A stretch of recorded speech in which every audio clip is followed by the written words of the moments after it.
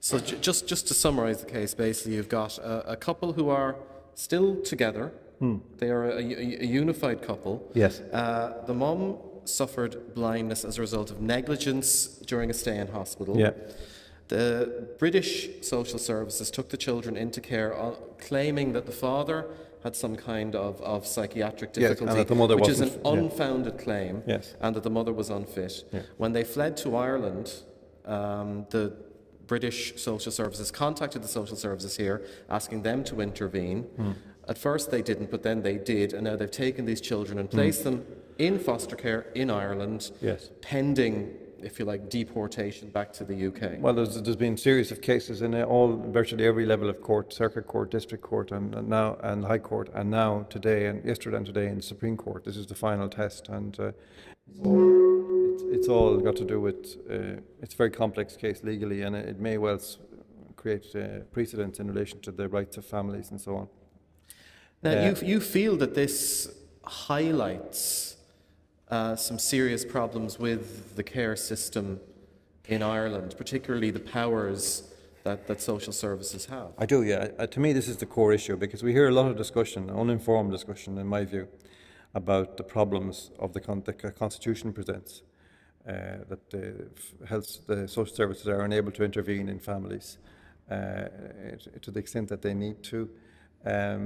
That there are resource problems and so on. In my experience, based on the stories I hear, and I hear quite a number of stories, the problem is not that at all. The problem is that the powers, existing powers, are far too strong. They have far too much power, and those powers they have, they abuse. The Constitution is completely ignored in many cases, and because the system operates in total secrecy, where there is no visibility, no accountability, no traceability, they can basically do what they like, and this is, I've heard countless stories. I can tell you a half dozen in the next, a case last year where a Polish couple had their son taken away, and it was 2 months later in court when a doctor stood up and said, "But that's not the child I examined."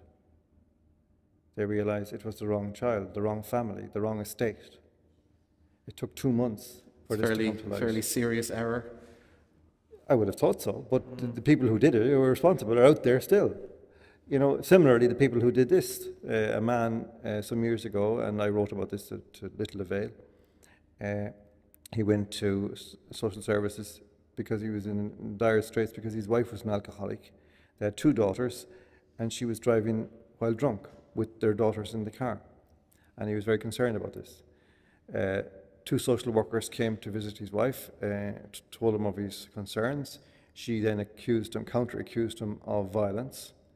They suggested that she should get, if he was violent, she should get a barring order, and that they would assist her, which they did. She was successful in getting a barring order, because you can get a barring order as a woman in Dublin, easier than you can get a cup of coffee. She got a barring order, and the next the father heard was several months later. He didn't see his children for several months, and the next he heard was a phone call to say that one of his daughters had been killed in a car accident in the car driven by their mother while drunk.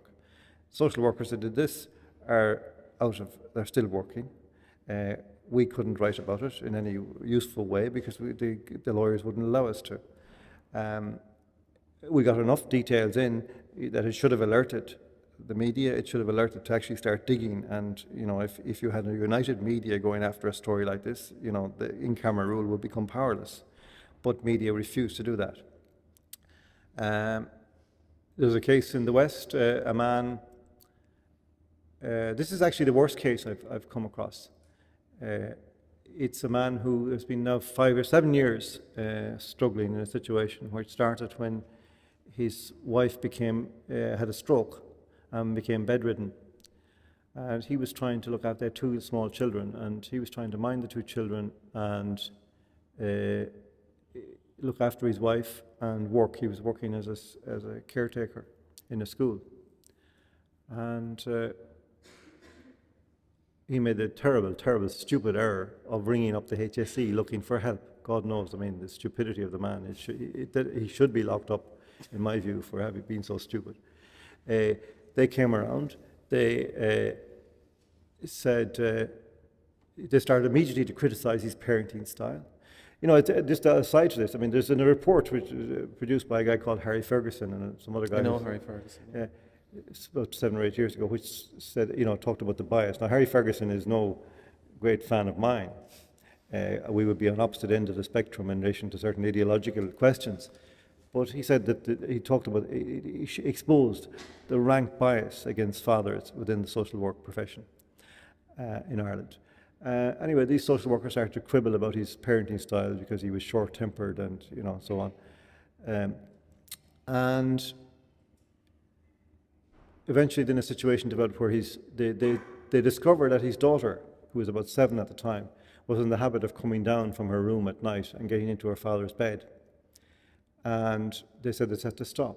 This is because she was afraid of the dark or having nightmares or whatever. Yes. I mean, to my certain knowledge, it happens in probably 2 out of 3 households in the country. He was so terrified by then of the kind of intimidation, because his wife, they had been starting to come and talk to his wife, and she was telling them that he's controlling me, whatever that means. How do you not control somebody who's bedridden if you have to wait on her hand and foot?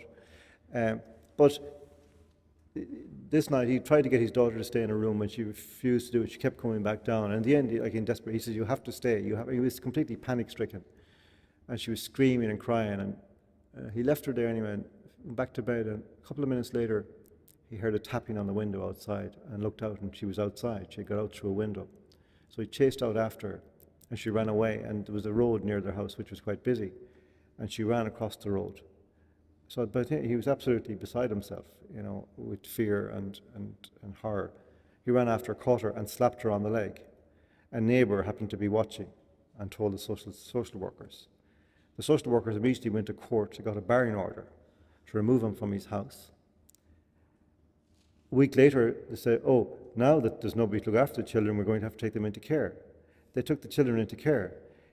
5 years after this episode, or 6 years, this man now sees his children for 1 hour on a Sunday every month.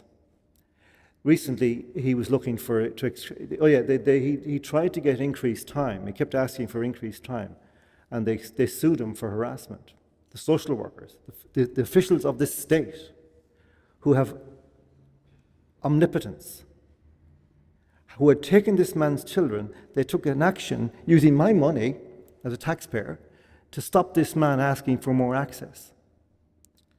And recently, when the foster parent mother was going to England, she was able to give these children to one of her friends. He can't get to see his own children, but she can actually give them to one of her friends while she goes to England. To babysit while Yes. she goes to England. This is criminal behaviour. I mean, this is, and my point is about this, Shane, is that people tell me, "Oh, well, there's terrible problems," and we must remember that social workers do a lot of good work. I don't give a fuck, frankly. Their job is to do good work. That's what we pay them for. God knows if they're not doing good work, then let's just close the whole thing down. But if there is one case where there is injustice, where there is inappropriate procedures, where there is breach of the law, where there is ignoring of the Constitution, then the system is corrupt. And until such time as that case is dealt with fairly, honestly, and justly, then we have no right to speak about the problems in the health service. You've spoken about a prejudice within the care system, a prejudice towards fathers. And I know you've written a great deal about the role that men have as parents and carers, and I suppose the corner that the male psyche is kind of shoved into by the way our society conditions us.